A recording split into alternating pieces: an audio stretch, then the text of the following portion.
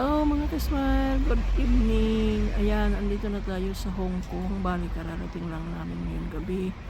At ayan, lumabas na nga kami at gumala na kami kahit kararating lang namin kasi bali na-delay na kami ng isang araw. Kumbaga, naubos na yung isang araw namin. Kaya ayan, lumabas na kami agad. Ayan, bali sa tram tayo ngayon at sumasakay tayo sa tram at ang ating vlog ay from the tram. Ayan, so ito yung gabi sa Hong Kong. Yang madadaanan natin puro mga shopping, mga building, ayan, at ang mga bus, mga sasakyan nila dito sa Hong Kong, ganyan sila sa gabi. Ayan, so barang unang gabi namin ngayon dito sa Hong Kong. Kaya ayan, mag-vlog tayo. Papakita ko sa inyo ang street ng Hong Kong at bali pangalawang punta ko pa lang dito sa Hong Kong, pero yung unang punta ko hindi pa ako vlogger. So ayan. 'Di ba ang ganda ng gabi at maganda yung mga building, matataas. Pero yan lamang ang makikita natin habang nasa tram tayo. So baka mayroon din ako mabablog sa ibang mga lugar pagka hindi ako nakasakay sa tram. Maganda kasi sumakay para malibot po kasi pagod na rin kami, kaya dito nag-tram na lang kami kung saan kami makakarating. At yan, maganda din naman maupo at makita mo yung kabuuan ng Hong Kong. Ayan. So bali mga shopping mall pa lang ang madadaanan natin mga ka-smile. Ayan, maganda din yung mga building nila. At maraming mga kasulok-sulukan. Ayan, ang makikita mo dito. Maraming mga shopping mall, mga high-end na mga shopping. Yan dyan na yung mga branded na shopping mall. Pero sa ngayon, di muna tayo mag-shopping. Ikot muna tayo sa tram para ma-relax naman tayo. Ayan. Diba ang ganda sa gabi? Ang ganda ng ilaw nila. Ayan. So mga ka-smile, at ayan, nakakapagod mag-voice over. So yan. Kasi pag hindi ako mag-voice over, maingay siya at kumakurog-kurog yung tram. So mas gusto ko yung ganyan na lang, i-voice over ko na. Ayan, at samahan nyo kami mamasyal ngayong gabi. Dito kami sa loob ng tram. Ayan ang mga bus. Ang maganda dito sa Hong Kong mga ka-smile, kahit gabi na marami pa rin sasakyan, yung mga bus, yung mga tram, yung mga train. Mamili ka na lang kung saan mong gusto pumunta. Dahil unang gabi namin dito, so ganyan lang muna kami mag-ikot-ikot. Kasi jet lag pa mga ka-smile, pero kailangan na namin lumabas para makita namin ang Hong Kong. So yan, hanggang dito muna yung aking voice over. Samahan nyo kami.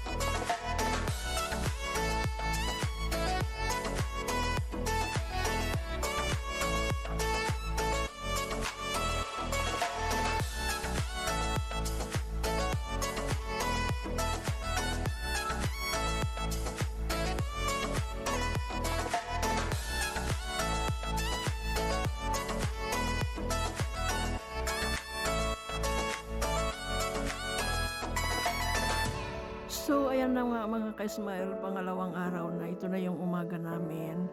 At kami ay sumakay na naman ng bus kasi ikot-ikot na naman kami dito. Iba rin kasi yung araw at saka gabi pagka nakasakay ka sa bus, iba yung makikita mo, iba rin ang kagandahan niya. Kaya sumakay na naman kami ng bus kasi at ayan nga, at hindi na kami kung napapansin nyo, hindi kami nagpalit ng damit. Yan pa rin ang damit namin kasi may issue sa aming luggage. Bali, nung dumating kami dito sa Hong Kong ay naiwan yung aming luggage sa Malaysia. Hindi namin kasama, kaya nalito yung luggage namin dumating dito. At hinatid na lang nila kinabukasan sa hotel namin. Kaya hindi kami nakapag-palit ng damit. At yan pa rin ang damit namin kagabi. Pero okay lang, hindi naman kami mabaho mga ka-smile. Mabango pa rin yung gamit namin, although hindi kami nakapagpalit. Kasi late nga yung luggage namin. Bali nung dumating kami ng Hong Kong, hindi namin na-claim doon sa Kwan kasi naiwan siya sa Malaysia. Hindi namin nakasama dahil mabilisan naman yung namin, stopover namin sa Malaysia.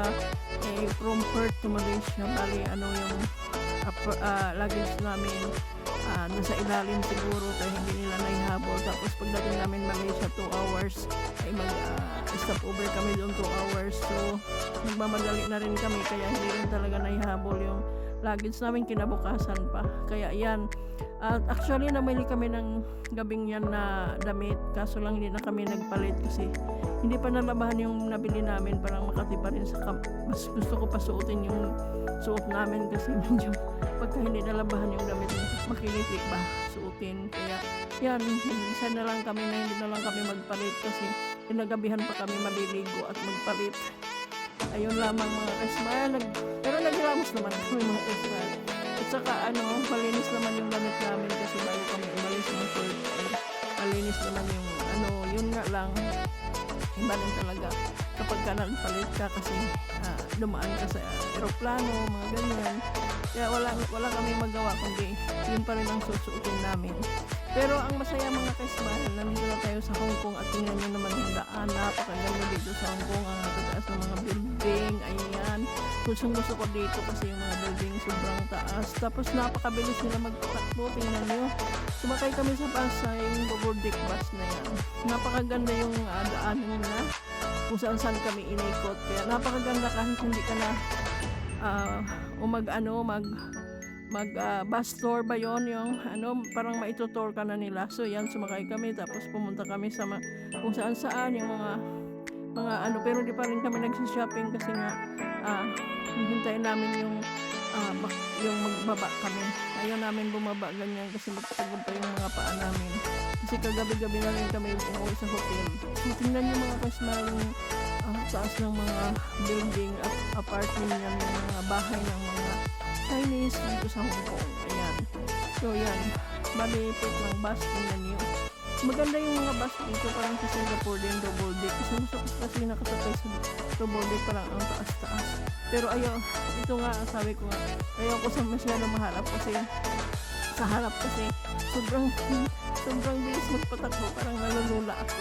Pero ang sarap nga, mga ka-smile, tingnan nyo naman, kung saan na kami nakaikot.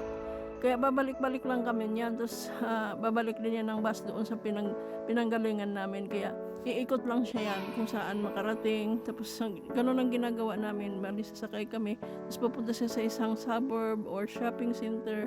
Tapos babalik kami doon sa aming pinanggalingan at doon kami bababa. So yan ang mga ka-smile yung ating vlog for today. Bali pangalawang araw namin sa Hong Kong kasi kagabi kami dumating, pangalawa. At marami pang issue mga ka-smile sa aming pagpunta sa Hong Kong kasi dapat nung isang gabi pa kami nandito. Kaya sabi ko kagabi ay na-delay yung aming Hong Kong. Nabawasan siya ng isang gabi, ay isang araw kasi nga na-plate kami sa flight namin. Parang hindi kami nakasakay, kumbaga. Hindi kami nakasakay at kinabukasan pa kami. Kinagabihan pa kami, the following nights pa kami nag-flights. At gagawaan ko na ng ibang vlogs kung magagawaan ko ibang vlogs kung anong reason bakit hindi ko nakasakay. So yan nga mga ka-smile, at nagtumawag yung hotel na daw yung luggage namin.